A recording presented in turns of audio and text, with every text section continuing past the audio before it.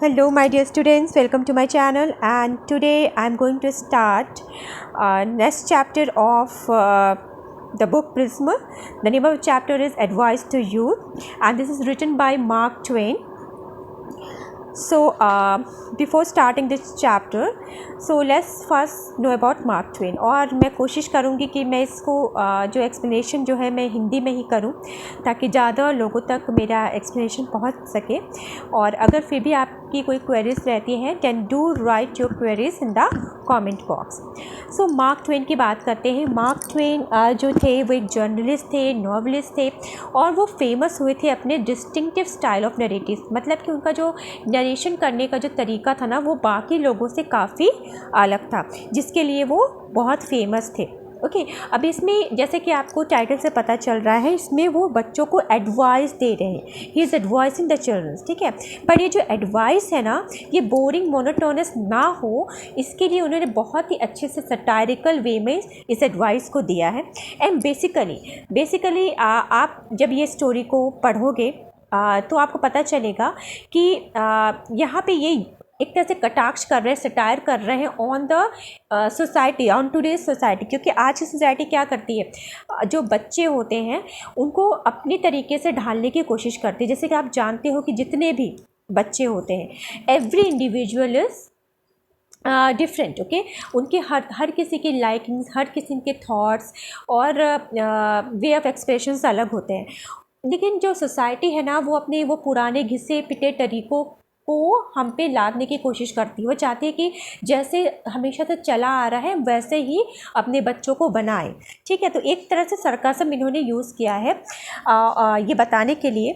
और सबसे ज़रूरी बात एक ये भी है बच्चों कि जैसे होता है ना कि अगर आपको कोई कहा जाए कि आपको जो है आज इस टॉपिक पे, ठीक है, आज भाषण दिया जाएगा, ठीक है, आपको तो आपको काफ़ी ये सुनते ही बोरिंग लगता है। आप कहते हो यार फिर भाषण सुनना पड़ेगा। तो आधे बच्चे जो होते हैं, या मैं कहूँ आधे से ज़्यादा बच्चे जो होते हैं, वो उसमें डिसइंटरेस्टेड रहते हैं।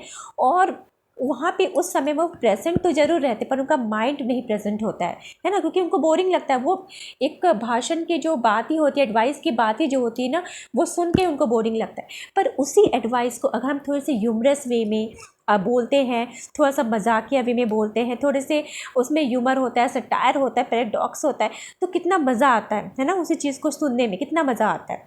तो बस इसी तरीके से मार्क ट्वेन ने भी अपनी बात को कहने की कोशिश की है, ठीक है। So let's start with the chapter. Being told I would be expected to talk here, I inquired what sort of talk I ought to make. They said it should be something suitable to youth, something didactic, instructive, or something in the nature of good advice. तो उन्होंने कहा कि जब मुझसे ऐसा कहा गया, ठीक है, जिन लोगों ने भी कहा होगा इनको एडवाइस देने के लिए यूथ को या भाषण देने के लिए, तो जब मुझसे ये कहा गया कि मुझे ऐसा बोलना है, तो मैंने इंक्वायर किया, ठीक है, मैंने पूछा कि मुझे किस तरह की बात कहनी है बच्चों से, किस तरह का एडवाइस देना है इस यूथ को। तो उन्होंने कहा कि आपको ऐसा एडवाइस देना, it should be something suitable to youth, जो यूथ के लिए सुटेबल हो, something didactic. What is the meaning of didactic? Didactic means something which has moral values, ठीक है। जिस अगर होता है ना कि जैसे अगर हम किसी बच्चों को कहानी सुनाते हैं तो हम क्या सोचते हैं कि उसमें बच्चों को कुछ मॉरल्स मिले, ठीक है, ताकि वो अपने लाइफ में उसको इम्प्लीमेंट कर सके। तो इट शुड बी डायडैक्टिक, इंस्ट्रक्टिव हो कि आपको ये करना है, नहीं करना है, या आपको इंस्ट्रक्शंस देना है, और something in the nature of good advice, और हमको एक गुड एडवाइस की तरह भी बच्चों को अपनी बात समझाना है या बताना है। तो very well, I have a few things in my mind which I often long to say for the instruction of the young. ठीक है, तो वो कहते हैं कि मेरे पास जो है, मेरे माइंड में ऐसी कुछ चीज़ें हैं जो मैं हमेशा चाहता था कि मैं बच्चों से कहूँ, उनको इंस्ट्रक्शन दूँ इस चीज़ के बारे में। For it is one of the tender early years that such things will take best root and be most enduring and most valuable. तो ये कहते हैं कि ये टेंडर ईयर्स होता है ना, क्या होता है, बच्चे क्या होते हैं, बच्चे होते हैं क्ले की तरह, राइट। बच्चे जो होते हैं वो क्ले की तरह होते हैं। आप उनको जैसा भी ढाल दोगे, ठीक है, जिस तरीके से आप उनको ढाल दोगे वो उसी तरीके से ठीक है ना, ढलेंगे। अगर आप उनको अच्छी चीज़ें सिखाओगे तो वो अच्छी चीज़ें सीखेंगे, बुरी चीज़ें सिखाओगे तो बुरी चीज़ें सीखेंगे। लेकिन कहने के मतलब ये है कि जो भी आप उनको सिखाओगे ना, वो लॉन्ग रन में उनके लाइफ टाइम तक उनके दिमाग में वो चीज़ें रहेंगी।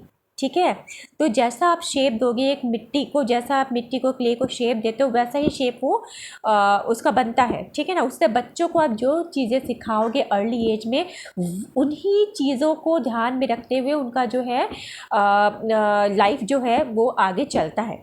ठीक है, तो ये कहते हैं कि ये बहुत ही वैल्यूएबल और बहुत ही एंड्यूरिंग होता है ये समय। ठीक है, और इसी से हम इस समय में जो हम एजुकेशन बच्चों को देते हैं, जो सिखाते हैं, वो उनके लॉन्ग रन में उनके साथ रहता है। तो first then I will say to you my young friends and I say it बेसिचिंगली अर्जिंगली। तो ये कह रहे हैं बेसिचिंगली मतलब क्या होता है, बिल्कुल हाथ जोड़ के प्लीट कर रहे हैं वो। ठीक है, बोले कि मैं प्लीट करते हुए आपको कह रहा हूँ, अर्ज करते हुए आपको कह रहा हूँ, बिल्कुल जोड़ देते हुए आपको कह रहा हूँ। ठीक है, तो मैं ये सारी बातें जो होंगी मैं आपको जोड़ देते हुए आपको बेसिचिंगली और अर्जिंगली आपको ये बातें बता रहा हूँ। सो लेट्स सी कि क्या बताना चाह रहे हैं पोएट हमको या राइटर हमको। Always obey your parents when they are present. तो क्या कहते हैं, देखिए यहाँ पे सरकाज़म शुरू हो गया इनका। ठीक है, ये कह रहे हैं कि अपने पेरेंट्स को उस समय ओबे करो जब वो आपके सामने हो। This is the best policy in the long run because if you don't they will make you. ठीक है, वो कहते हैं कि अगर आप ऐसा नहीं, लॉन्ग रन के लिए, आपके आगे के समय के लिए आपके ये बहुत ही बेनिफिशियल है। ये बात आप गांठ बांध लो कि अपने पेरेंट्स को उस समय ओबे करो जब वो आपके सामने हो। तो ये कहते हैं बेस्ट पॉलिसी है, क्योंकि if you don't they will make you. अगर आप उनको ओबे नहीं करोगे तो वो पेरेंट्स हैं आपके। ठीक है ना, वो ज़बरदस्ती अपनी बात आपसे मनवा लेंगे। Most parents think they know better than you do and you can generally make more by humouring that superstition than you can by acting on your own better judgement. तो क्या कहना चाह रहे हैं, कह रहे हैं कि ज़्यादातर पेरेंट्स ये सोचते हैं कि हम जो है ना बेटर जानते हैं, है ना। पेरेंट्स को लगता है, कुछ हद तक की बात सही भी है कि पेरेंट्स जो होते हैं अपने बच्चों से ज़्यादा जानते हैं। तो उनको लगता है जो हम अपने बच्चों को कहेंगे वो उनके लिए बेनिफिशियल होगा। ओके, सो ये कहते हैं कि उस चीज़ में आप उनको कॉन्ट्राडिक्ट मत करो। अगर आपके पेरेंट्स ऐसे बोलते हो तो उस सिचुएशन को आप क्या करो, उनका जो सुपरस्टिशन है ना उसको इस तरीके से लो कि आप उनकी बात मान लो। ठीक है, लेकिन ऐसा नहीं कि सुपरस्टिशन तरीके से मत मानो आप। ठीक है, उनकी बातों को आप एनालाइज करो। ठीक है, acting on your own judgement. ठीक है ना, आप अपनी सही गलत का जजमेंट लो और फिर उनकी बात को आप मानो। ठीक है, जो भी आपके पेरेंट्स कह रहे हैं उनको तुरंत में आप उनको नकारो मत, सोचो समझो फिर उनकी बात को मानो। ठीक है, नेक्स्ट पढ़ते हैं। Be respectful to your superiors if you have any, also to strangers and sometimes to other. तो अभी कह रहे पेरेंट्स से आते हैं अभी सुपीरियर्स पे। ठीक है ना, जो भी आपसे बड़े हैं। ठीक है, अगर आप कहीं पे जॉब करते हो तो आपके सुपीरियर्स हैं, या अगर आप स्कूल में हो, स्टूडेंट्स हो, तो आपके सुपीरियर्स कौन है, आपके टीचर्स हैं, right, principal, teachers. And in fact आपके घर में भी काफ़ी जो आपके नेबर्स भी हो गए वो भी आपके सुपीरियर्स हो गए। ठीक है, या अगर कोई स्ट्रेंजर भी है। ठीक है, अगर कोई स्ट्रेंजर भी है तो उनको भी जो है आप उनसे भी रेस्पेक्टफुल हो। ठीक है, if a person offends you and you are in doubt as to whether it was intentional और not, do not resort to extreme measures, simply watch your chance and hit him with a brick. See again satire is used here. So he is telling, पहले तो ये कह रहे हैं भाई सबको आप ओबे करना है, सबको ओबे करना है। ठीक है ना, बट फिर ये कहते हैं कि अगर आपको एक पर्सन ऑफेंड करता है, मतलब आपको चोट पहुंचाता है, आपको आपके साथ कुछ बुरा करता है। ठीक है, तो अगर आप डाउट में है कि क्या उसने इंटेंशनली ये काम किया है या नहीं किया है, तो do not resort to extreme measure. मतलब तुरंत में बहुत ज़्यादा आप एक्सट्रीम मत जाओ। ठीक है, कोई एक्सट्रीम तरीका मत तुरंत में निकाल लो उसको हर्ट करने का। ठीक है ना, तो तुरंत में ये एक्शन मत लो, पहले क्या करो, तो सिंपली वॉच योर चांस। मतलब पहले आप सोचो, अपने चांस का वेट करो। उसने अपना एक्शन कर दिया ना, अपने चांस का वेट करो, मतलब आप सोचो कि आपको क्या करना है। And hit him with a brick. और कह रहे हैं कि अगर आपको पता चलता है हाँ इसने मुझे ऑफेंड किया है, उसको जाओ और फिर उसको लगा दो उसके सिर पे एक ब्रिक। ठीक है, लेकिन देखो यहाँ पे भी चीज़ों को समझने की ज़रूरत है। वो ये नहीं कह रहे हैं, वो गलत चीज़ें नहीं कह रहे हैं कि भैया तुम जाओ और उसको मार दो। तो क्योंकि क्या होता है ना, जब हम किसी चीज़ को बैठ के एनालाइज करते हैं, जब सोचते हैं, तो हमको बेटर अपने सॉल्यूशंस मिलते हैं। आप कभी भी किसी चीज़ को सोचोगे ना, तो आपको कभी भी वायलेंस का सॉल्यूशन नहीं मिलेगा अगर आप सही में किसी चीज़ को सोचने बैठोगे, ठीक है। तो ये कह रहे डैट विल बी सफिशिएंट। तो लेकिन पोएट को अपनी बात पहुंचाना है और सैटिरिकल वे में वो अपनी बात को पहुंचा रहे हैं। If you shall find that he had not intended any offence, come out frankly and confess yourself in the wrong when struck him. देखो पहले तो ये बोल रहे हैं, ठीक है, कि अगर जैसे कि आपको पता चला उसने आपके साथ कुछ गलत किया है और आपने उसको जाके मार दिया ब्रिक से, पर अगर if you shall find that he had not intended in offence, देखो उसने कोई चीज़, जो भी ऑफेंस उसने किया है इंटेंशनली नहीं किया है, कम आउट फ्रैंकली, मतलब फ्रैंकली जाओ, बोल्डली जाओ, कन्फेस करो, बात मानो, ठीक है, उसके सामने जाके एडमिट करो अब तुमने जो गलती की है कि तुमने उसको स्ट्रक किया है। Acknowledge it like a man, इस चीज़ को स्वीकार करो, एक्नॉलेज में स्वीकार करो एक इंसान की तरह, एक आदमी की तरह, ठीक है। एंड से यू डिडंट मीन टू, और उसको जाके बोलो कि भैया मैं ऐसा नहीं करना चाहता था, मुझसे गलती हो गई और प्लीज़ जो है ये मेरा ऐसा करने का मकसद नहीं था। Yes always avoid violence. Now see again he is coming to इस लाइन, ठीक है ना, अवॉइड वॉयलेंस, ये नहीं कह रहे हैं कि आप करो जाके, ठीक है, वो आपको कह रहे हैं आप सोच समझ के एक्शन लो, ठीक है, कह रहे हैं always avoid violence in the age of, in this age of charity and kindness. ये कह रहे हैं कि आज का समय वॉयलेंस का नहीं है, आज का समय क्या है, चैरिटी करने का है, काइंडनेस का है, ठीक है, लोगों पे दया दिखाने का है। तो आज के समय के अकॉर्डिंग एक्ट करो और छोटी छोटी बातों पे जाके लोगों को मारना बंद करो, हिट करना बंद करो, ठीक है, काइंडनेस दिखाओ, चैरिटी दिखाओ।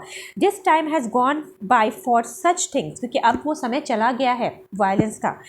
Leave dynamite to the low and unrefined, कह रहे जो डायनामाइट जैसी चीज़ें हैं ना, you know everybody of you know what dynamite is, ठीक है, everyone of you know what dynamite is. So dynamite is basically क्या होता है, destruction, dynamite shows destruction, right. So कह रहे जो डायनामाइट जैसी चीज़ें होती हैं ना, वो लो और अनरिफाइंड मीन्स अनकल्चर्ड, ठीक है, लो स्टैंडर्ड अनकल्चर्ड लोगों के लिए होती हैं, ठीक है, जो जिनको ये पीस और हार्मनी की बातें समझ में नहीं आती, उनके लिए छोड़ दो। लेकिन आप जो है कल के फ्यूचर हो, तो आपको वायलेंस अवॉइड करना है। तो उन्होंने सीधे सीधे बात भी वो कह सकते थे, बच्चों हमें वायलेंस नहीं करना चाहिए, हमें हमेशा हमें काइंडनेस से काम करना चाहिए। लेकिन अगर हम ऐसे कोई चीज़ें बोलते हैं ना, तो जल्दी वो हमारे माइंड पे नहीं असर करता है, राइट। लेकिन जब हम किसी चीज़ को घुमा फिरा के बोलते हैं, थोड़ा सा उसको कॉन्ट्राडिक्ट करके बोलते हैं, तो हम क्या करते हैं, उसमें से अच्छी चीज़ों को सीप की तरह, छलनी की तरह छान के अपने अंदर लेने की कोशिश करते हैं। बस यही काम ये राइटर इसमें कर रहे हैं। Okay, now let's move further. Go to bed early, get up early, this is wise. Some authorities say get up with the sun, some say get up with one thing, others say with another, ठीक है। तो कह रहे हैं कि गो to bed early, हमेशा जो है जल्दी सोने जाओ। हमेशा हम सुनते आते हैं नहीं बातें, जल्दी सो और जल्दी उठो, ये वॉइस है, ठीक है, ये इंटेलिजेंट लोगों का पहचान है।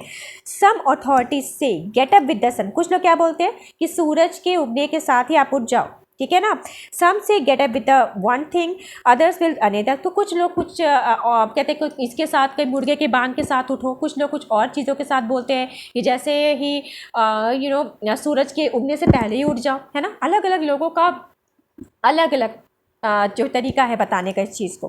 But a lark is really the best to get up with. What is lark? Lark is a bird, ठीक है। तो कह रहे हैं कि लार्क ऐसा है, ऐसा माना जाता है कि जो लार्क होती है ना, उसके साथ, उसके जगने के साथ जो जगते हैं, ठीक है, वो बहुत वाइस होते हैं। तो कहते हैं लार्क का एग्जाम्पल द बेस्ट होता है। It gives you splendid reputation with everybody to know that you get up with the lark. और जब लोग जानेंगे ना कि आप लार्क के उठने के साथ उठ जाते, तो आपको ये स्प्लेंडेड रेपुटेशन देगा। रेपुटेशन मतलब क्या, लोगों की नज़र में आप बहुत अच्छे बन जाओगे, अरे वाह देखो कितना अच्छा लड़का है, कितनी अच्छी लड़की है, देखो। तो ये लार्क के उठने के साथ ही, है ना, उठ जाती है या उठ जाता है, तो कितना अच्छा, कितना वाइस बच्चा है, कितना इंटेलिजेंट बच्चा है। And if you get the right kind of lark and work him at him right, you can easily train him to get up at 9:30 every time. It's no trick at all. तो कह रहे भैया, यहाँ पे फिर इनका satire शुरू हो रहा है, पैराडॉक्स शुरू हो रहा है कि कह रहे हैं कि भैया लेकिन अगर मान लो कि आपको एक ऐसी लार्क मिल जाए, ठीक है, जिसको आप ट्रेन कर सकते हो, ठीक है, कि आप जो हो, आप जो है आप 9:30 बजे उठो, ठीक है, 9:30 पे उठो अपने ट्रिक से, ठीक है, आप 9:30 बजे उठो और आप फिर भी लार्क के साथ उठते हो, तो जो लोग ये मानते आ रहे हैं कि लार्क के साथ उठना अच्छा होता है, तो भले आप उसको ट्रेन करके 9:30 बजे भी उठते हो तो वो आपको अच्छा बोलेंगे कि भाई भाई बहुत अच्छा बच्चा है क्योंकि लार्क के साथ ये उठ रहा है। तो जैसे मैंने शुरुआत में बताया था कि सोसाइटी के जो घिसे पिटे रूल्स हैं, जो थॉट्स हैं, उन पे ये बहुत बड़ा सटायर प्ले कर रहे हैं यहाँ पे, ठीक है। उसको आयरॉनिकल वे में बताना चाह रहे हैं कि सोसाइटी जो है आज के बच्चों को किस तरह से उन्होंने कैमोफ्लेज कर दिया है, ठीक है, अपने तरीके से ढालने की कोशिश करते हैं, उनको सोचने समझने की आज़ादी नहीं दे रहे हैं। तो यहाँ ये लाख के एग्जाम्पल से हमें ये बात पता चलती है। So now let's move to the next para. Now as to the matter of lying, you want to be very careful about lying. अब ये नेक्स्ट चीज़ हमें समझाने जा रहे हैं कि अगर मान लो झूठ बोलने की वहाँ तक बात आती है, ठीक है, तो you want to be very careful about lying, तो तुम्हें ना झूठ बोलने बहुत केयरफुल होना पड़ेगा, otherwise you are nearly sure to get caught, नहीं तो तुम जो है क्या हो जाओगे, पकड़े जाओगे। Once caught you can never again be in the eyes to the good and the pure, और एक बार अगर तुम पकड़े गए तो फिर तुम दूसरों की आंखों में कभी भी अच्छे नहीं बन पाओगे और प्योर नहीं बन पाओगे, मतलब जिस पे कोई दाग नहीं है, जिसने कभी गलती नहीं की है, लोगों की नज़र में आपको अच्छे अगर बनना है तो आपको जो है ना ऐसा झूठ बोलना पड़ेगा जिसमें कि आप पकड़े ना जाओ, ऐसा ये राइटर बोल रहे हैं। ओके, मेनी ये young person has injured himself permanently through a single clumsy and ill finished lie, the result of carelessness born of complete in training. तो ये कह रहे हैं कि बहुत से यंग जो पीपल है, बच्चे हैं, उन्होंने अपने आप को इंज्योर किया, मतलब अपने आप को नुकसान पहुंचाया है परमानेंटली, हमेशा के लिए, ठीक है, तो through a single clumsy and unfinished lie, क्योंकि उनका जो लाई कैसा था, जो झूठ बोलते थे वो भले ही उन्होंने एक ही झूठ बोला उसमें फंस गए वो, क्योंकि उनका झूठ का कोई आधार नहीं था, है ना, उन्होंने झूठ बोला जिसका कि आधार नहीं था, इल फिनिश्ड झूठ उन्होंने बोला, और अपने इस केयरलेसनेस की वजह से, अपने इस अनकम्प्लीट ट्रेनिंग की वजह से वो फंस गए, लोगों की नज़र में वो गिर गए, राइट। तो some authorities hold that the young ought not to tell lie at all, ठीक है, तो कुछ लोग ऐसा मानते हैं कि लोगों, छोटे बच्चों को बिल्कुल भी, छोटे बच्चों क्या, बच्चों को, यंग पीपल को बिल्कुल भी झूठ नहीं बोलना चाहिए। That of course is putting it rather strongly than necessary, और इस चीज़ को वो बिल्कुल नेसेसरी बताते हैं, है ना, लेकिन नेसेसरी नहीं होते भी ये इस चीज़ को ये कह रहे हैं कि मेरे नज़र में नेसेसरी नहीं है कि झूठ मत बोलो, लेकिन ये स्ट्रांगली इस चीज़ को बच्चों पे मनवाने पे लोग तुले रहते हैं, ठीक है, कि आपको झूठ नहीं बोलना है। Still while I can not go quite so far as that, I do maintain, and I believe I am right, that the young ought to be temperate in the use of this great art until practice and experience shall give them that confidence, elegance and precision which alone can make the accomplishment graceful and profitable। तो ये कहते हैं कि ये क्या believe करते हैं, मतलब मैं उतनी दूर नहीं जाता हूँ, लेकिन मैं इतना बिलीव करता हूँ कि मैं सही हूँ। तो मैं क्या चीज़ में सही हूँ, मैं इस चीज़ में सही हूँ कि आपको अगर झूठ बोलना है तो आपको भी जो है ना, ये एक आर्ट है। उन्होंने कहा कि इस झूठ को बोलना भी एक आर्ट है, तो आपको झूठ बोलने में केयरफुल होना पड़ेगा ताकि आप पकड़े ना जाओ। तो ये कैसे आता है, ये प्रैक्टिस से आता है, एक्सपीरियंस से आता है, ठीक है। और जब आपका प्रैक्टिस और एक्सपीरियंस हो जाएगा झूठ बोलने में, तो ये आपको क्या देगा, कॉन्फिडेंस देगा, एलिगेंस देगा, प्रिसिशन देगा, आप बिल्कुल उसमें परफेक्ट हो जाओगे, जिसमें कि आपको जिसमें कि जब आप झूठ बोलोगे तो आपका झूठ जो होगा ग्रेसफुल होगा और प्रॉफिटेबल होगा, आपको उससे नुकसान नहीं होगा, उससे आपको प्रॉफिट मिलेगा, ठीक है। तो ऐसा नहीं है कि पोएट हमें ये सिखा रहे हैं, या राइटर हमें ये सिखा रहे हैं कि हमें झूठ ही बोलना चाहिए, नहीं, ऐसी बात नहीं है, लेकिन ये बच्चों को तर्क वितर्क करने का मौका दे रहे हैं, ठीक है। अपने अगर आप सीधे सीधे किसी को बोलते हो आप झूठ मत बोलो, झूठ बोलना बुरी बात है, ठीक है, तो वो कभी नहीं मानेगा। पर उसके आप दो ऑप्शंस बता रहे हो कि झूठ बोलो पर संभल के बोलो, आपके झूठ में जो होती है, आपके झूठ में इम्परफेक्शन नहीं होना चाहिए, ठीक है। तो बच्चे सोचने को मजबूर होंगे कि अच्छा ऐसा भी हो सकता है क्या, ठीक है। तो अपने वो राइट और रॉन्ग को एनालाइज कर सकते हैं अच्छी तरीके से, राइट। तो इसीलिए बोल रहे हैं कि झूठ को बोलने में भी एक आर्ट है और उसको प्रेसिशन चाहिए। एक्सपीरियंस से वो आपको वही आर्ट आएगा, और फिर आप जब आप झूठ बोलोगे ना, इतने कॉन्फिडेंस से आप झूठ बोलोगे कि सामने वाला उसको पकड़ भी नहीं पाएगा, ठीक है, और वो झूठ आपके लिए प्रॉफिट लाएगा। Next move further, patience, okay, that patience, diligence, painstaking attention to detail, these are requirements. These in time will make the student perfect. Upon these only may he rely as a sure foundation for future eminence. वो कहते हैं कि future के लिए, ठीक है, आपके future के लिए क्या ज़रूरी है? पेशेंस, ठीक है, पेशेंस होना चाहिए, डिलिजेंस होना चाहिए, पेन स्टेकिंग होना चाहिए। What you mean by painstaking? मतलब कि आप कोई काम को करने के लिए आपको, अगर कोई अच्छा काम आप कर रहे हो, उसमें थोड़ा सा आपको तकलीफ़ भी होता है ना, तो उस काम को आपको छोड़ना नहीं है, उस काम को आपको करना है, ठीक है। और ये तीन चीज़ें आप बहुत ही ज़रूरी है, ठीक है, जो कि आपको परफेक्ट बनाएगा। Will make the student perfect. Upon this only may he rely as the sure foundation for future एम, आपके फ्यूचर के लिए, ठीक है, आपके फ्यूचर के लिए ये तीन चीज़ें होना बहुत ज़रूरी है। या ये तीन चीज़ें अपनी लाइफ में आप ले आते हो तो एक ऐसा फाउंडेशन बनाएगा जिसपे कि आपका फ्यूचर बहुत ही ब्राइट बनेगा, बहुत ही सुंदर बनेगा, ठीक है। Now he is telling, think what tedious years of study, thought, practice, experience went to the equipment of the peerless old master who was able to impose upon the whole world the lofty and sounding maxim that truth is mighty and will prevail, the most majestic compound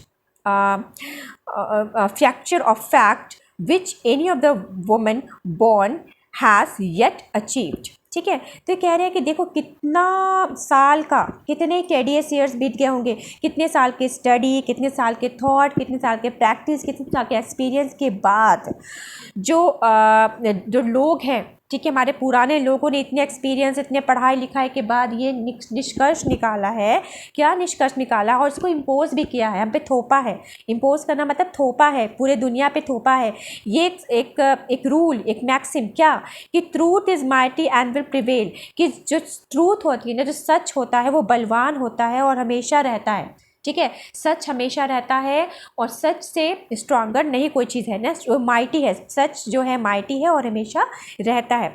the most majestic compound fracture of fact which any of woman born has achieve. तो ये चीज़ें जो हैं, जो हमारी society हम पे हमेशा ये चीज़ थोपने की कोशिश करते हैं, हमें बताने की कोशिश करती है, भाई ये बहुत ही स्टडी के बाद, बहुत ही थॉट और प्रैक्टिस के बाद, एक्सपीरियंस के बाद हम ये बातें बता रहे हैं आपको, ठीक है, कि ये एक बहुत बड़ी सच्चाई है कि ट्रूथ जो होता है माइटी होता है और ये हमेशा ज़िंदा रहता है। Now what a point writer is telling, for the history of our race and each individual's experience are sewn thick with evidence that truth is not hard to kill and that a lie well told is immortal. So writer क्या बोल रहे हैं कि लेकिन ऐसे कुछ evidences हैं जिसमें हमें पता चलता है कि truth is not hard to kill, ठीक है, यानी सच को मारना इतना भी मुश्किल नहीं है, ठीक है। ये जो लोग कहते आ रहे हैं कि सच हमेशा ज़िंदा रहता है, तो ये सच नहीं है। सच ये है कि सच को मारना जो है वो इतना भी हार्ड नहीं है, और ये एविडेंसेस है, ठीक है। ऐसे बहुत सारे एविडेंसेस मिले हुए हैं और इंडिविजुअल एक्सपीरियंस से भी ये लोगों को पता चला है, ठीक है, कि सच को मारना इतना भी मुश्किल नहीं है। And that A lie well told is immortal. अगर कोई झूठ हम ऐसे बोले, बहुत ही अगर हम चालाकी से कोई झूठ बोले, ठीक है, तो वो झूठ भी इमॉर्टल बन जाता है। इसमें एक एग्जाम्पल देते हैं, there is in Boston a monument of the man who discover anaesthesia. कहते हैं बॉस्टन में एक मॉन्यूमेंट है उस इंसान का जिसने एनेस्थीसिया, ठीक है, एनेस्थीसिया को डिस्कवर किया था। उस इंसान का जो मॉन्यूमेंट है वो कहाँ पे है, बॉस्टन में है, ठीक है। Many people are aware in these later days that a man didn't discover it at all, but stole the discovery from another man. Is this truth mighty and will this truth prevail? ठीक है, तो कहते हैं कि देखो Boston में एक monument था जिसको कि उस आदमी के नाम पे बनवाया गया था जिसने एनेस्थीसिया को डिस्कवर किया था, पर बाद में ये पता चला, बहुत से लोग ये जान गए कि आगे चल के कि ये जो मैन है इसने इसको डिस्कवर नहीं किया था, ठीक है, इसने किसी से कहीं से चुराया था, किसी दूसरे इंसान से चुराया था। बट ये कहते हैं कि क्या ये जो ट्रूथ है, क्या ये ट्रूथ माइटी है, क्या ये ट्रूथ हमेशा ज़िंदा रहेगा, ठीक है। तो I am ending this lecture here and क्योंकि मैं इसका फर्स्ट पार्ट यहाँ पे एंड कर रही हूँ, और सेकंड पार्ट के लिए प्लीज़ मेरे वीडियो के नेक्स्ट पार्ट को ज़रूर देखिएगा। Thank you for watching.